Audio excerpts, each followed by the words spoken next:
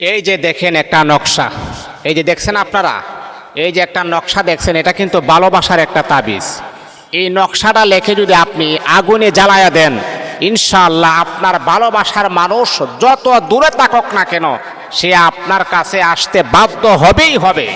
এটা খুবই গ্রান্টেড ফুল একটা তাবিজের নকশা। এটা এই যে একটা নকশা আমার হাতে দেখতেছেন, এই নকশাটা যদি আপনি 3 কপি করে, এটারে ফটোকপি করে 3 দিন যখন আপনি এটা আগুনে জ্বালায় দিবেন, ইনশাআল্লাহ সে যত দূরে থাকুক না কেন আপনার কাছে চলে আসবে। আপনার প্রিয় মানুষ মনে করেন আপনার সাথে চিট করেছে, আপনার সাথে প্রতারণা করেছে, আপনি তাকে অত্যন্ত ভালোবাসেন, অত্যন্ত মোহাব্বত করেন, কিন্তু আপনার মোহাব্বতের মানুষ আপনার সাথে বেঈমানি করেছে। এখন আপনি তো তাকে আসলে একেবারে স্মুথলিভাবে তাকে ভালোবাসতেন, মোহাব্বত করেছেন, আপনি তাকে হালাল উপায়ে দেখেছেন যে আপনার জীবনে অনেক সুযোগ ছিল, তার সাথে আপনি ইচ্ছে করলেই অপকর্ম করতে পারতেন, কিন্তু আপনি করেন নাই। আপনার সিদ্ধান্ত হচ্ছে একটাই, আমি তাকে যখন জীবন সাথী বানাবো তখনই তার সাথে আমি মিলামেশা করব, এর আগে কখনো তার শরীরও আমি টাচ করব না। আপনার ভালোবাসাটা এতটাই পবিত্র ছিল, কিন্তু সেই মেয়েটা আপনাকে ধোঁকা দিয়ে বোকা বানিয়ে ফেলেছেন।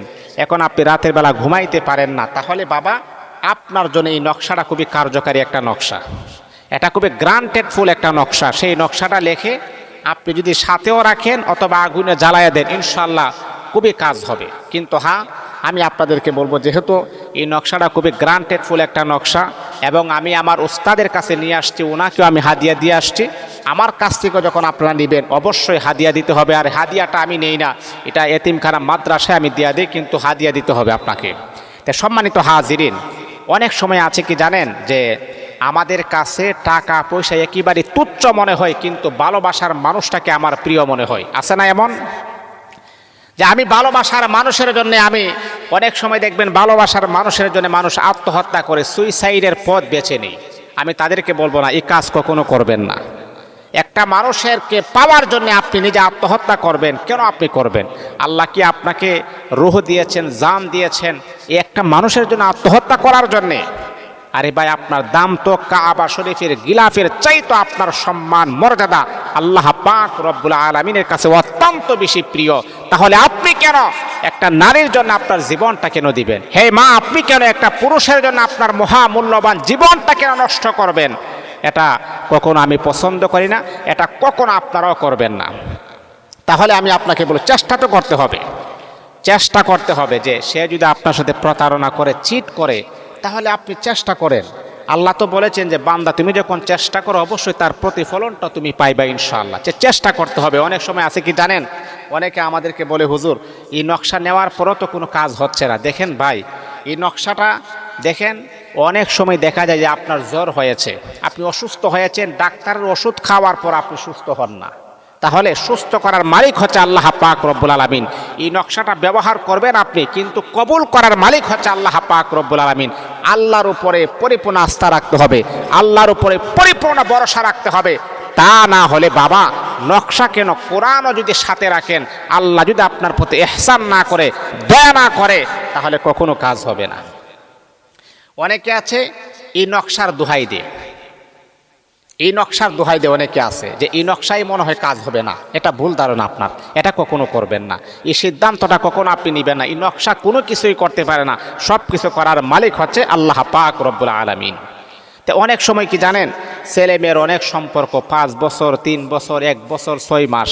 তো এই সম্পর্কটা যখন হয়ে যায়, একজন আরেকজনের প্রতি মায়া, মোহাব্বত, ভালোবাসা কাজ করে। ভালোবাসা যখন কাজ করে, হঠাৎ করে একজন আপনার কাছ থেকে ফিরে আসছে, চলে আসছে, সে আপনার সাথে আর সম্পর্ক রাখবে না।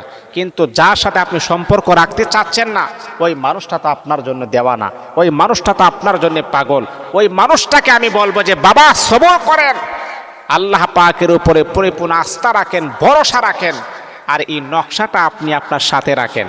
ইনশাআল্লাহ আল্লাহ পাকের অশেষ মেহেরবানি হলে ইনশাআল্লাহ তার মনের ভিতরে আপনার প্রতি ভালোবাসা, মুহাব্বত সৃষ্টি হবে, পয়দা হবে। আপনাকে ছাড়া সে থাকতেই পারবে না। যদি আল্লাহ পাকের অশেষ মেহেরবানি হয়, সে দেখবেন আপনাকে বিবাহ করার জন্য তার মনের ভিতরে এক প্রকারের উতাল ফাতাল সৃষ্টি হয়ে যাবে।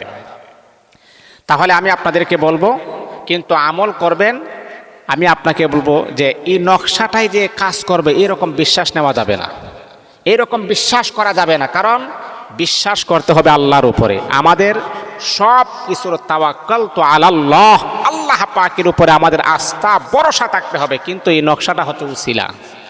আমরা অনেকে আছে কি জানেন, যে মনে হয় হুজুরের কাছ থেকে নকশাটা নিলাম, ভালোবাসার মানুষ চলে আসবে। না, এটা যদি আপনি করেন হবে না। কারণ আপনারও চেষ্টা করতে হবে, নকশাটা ব্যবহার করতে হবে, আল্লাহর কাছে আপনি চাইতে হবে, আল্লাহর কাছে আপনি চাইতে হবে, আল্লাহ তাকে আমি আমার জীবন সাথী বানাতে চাই, আল্লাহ আমার জীবন সাথী হিসাবে তাকে তুমি কবুল করো, আল্লাহ তার অন্তরের ভিতরে আমার প্রতি মোহাব্বত ভালোবাসা তুমি সৃষ্টি করো।